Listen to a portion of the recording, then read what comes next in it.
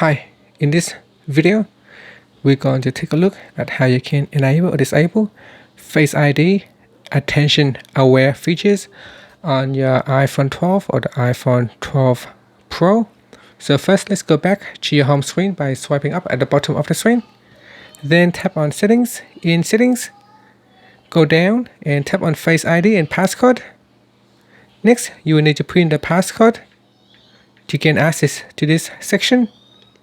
Then tap on attention aware feature switch to turn on or off.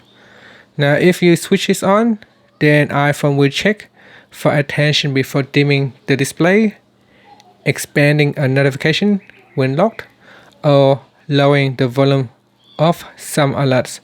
So for example, if you are receiving an incoming call and if you are looking at a phone while the incoming call is going on, then the volume will automatically lower.